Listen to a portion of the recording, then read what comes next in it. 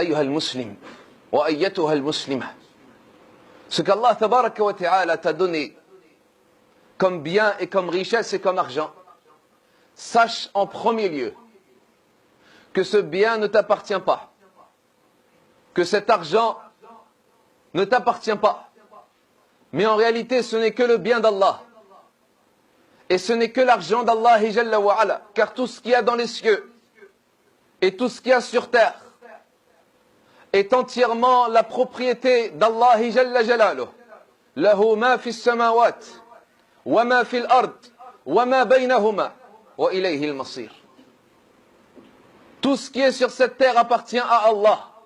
Ta personne, ton corps et ton argent. Allah nous dit dans un des versets وَآتَاهُمْ مِمَّا لِلَّهِ الَّذِي آتَاكُمْ وَآتَاهُمْ مِمَّا لِلَّهِ الَّذِي آتَاكُمْ. Et donnez-leur de l'argent d'Allah qu'il vous a donné. Et donnez-leur de l'argent d'Allah ou des biens d'Allah qu'il vous a donné. Donc la carte bleue que tu possèdes aujourd'hui, ou la monnaie que tu as dans ta poche, ou le carnet de chèques que tu possèdes, ou les milliers d'euros que tu économises, ou la villa que tu as construite, ou la voiture pour laquelle tu as économisé, tous ces biens-là n'appartiennent qu'à Allah, Jalla wa Ala, ne sont pas ta propriété. Et en plus de cela, il te les confie, il te les prête, il en fait un prêt pour toi, afin de voir est-ce que tu vas les utiliser pour acheter ton paradis Al-Jannah. Il te les prête et il le fait en sorte que tu les possèdes, pour voir qu'est-ce que tu vas en faire et comment est-ce que tu vas les utiliser. Est-ce que tu vas acheter avec ton paradis Al-Jannah? Alors pose-toi la question encore une fois, ya Abdallah. Les biens que tu possèdes, l'argent qu'Allah t'a donné, par lequel Allah Jalla wa Ala t'a enrichi, cet argent que tu possèdes avec lequel tu achètes ta nourriture et ta boisson, que tu remplis ton carburant, que tu achètes un abonnement téléphonique, tu achètes des vêtements, tu ameubles ta maison, tu deviens alors, tu es alors confortable dans ton chez-toi, tu essaies de construire un peu plus, ou amasser, ou économiser tout cet argent que tu possèdes, que tu dépenses ici et là. Est-ce que tu en as mis une partie pour Allah? Est-ce que tu en as mis une partie pour ton paradis Al-Jannah? Qu'est-ce que tu as dépensé pour Allah? Est-ce qu'un jour tu as sorti ta main pour te dire moi je vais acheter mon paradis? Quand est-ce que tu t'es dit aujourd'hui j'achète Al-Jannah avec l'argent qu'Allah m'a donné? Où sommes-nous par rapport à la dépense d'argent dans le sentier d'Allah Jalla wa Ala ayyuha al-ahbab? Combien d'entre nous ne font que acheter le bas monde ad-dunya? Combien d'entre nous ne sont que des acheteurs de cette vie? Combien d'entre nous ne dépensent que pour ce bas monde ad-dunya? Ils dépensent pour leur voiture et pour leur maison, pour leur famille et pour leurs enfants, pour leurs diplômes et pour leurs études, pour leurs voyages et pour leurs vacances. Mais quand est-ce qu'ils ont dépensé pour Allah? Quand est-ce qu'ils ont dépensé pour Al-Jannah? Quand est-ce qu'ils ont dépensé pour leur demeure au paradis? Quand est-ce qu'ils ont dépensé pour leur palais au paradis? Quand est-ce qu'ils ont investi dans leur terrain au paradis?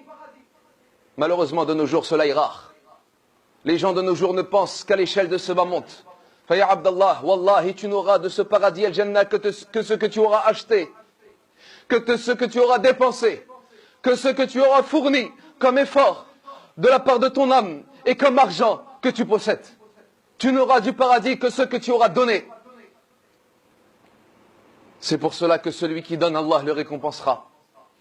Mais celui qui se montre avare de son nefs, de son temps, de sa force, de ses efforts, de son énergie, de son argent, de ses biens et de ses richesses, celui qui se montre avare, Allah Jalla wa Ala lui rendra la vie difficile de ce bas monde et de l'au-delà al-akhirah. Allah nous dit Jalla Jalaluh, فَأَمَّا مَنْ أَعْطَى فَأَمَّا مَنْ أَعْطَى وَاتَّقَى. Celui qui aura donné, ici donné ce n'est pas uniquement l'argent, celui qui aura donné sa force, son énergie, son temps, son intelligence, ses efforts, mais également son argent et ses richesses.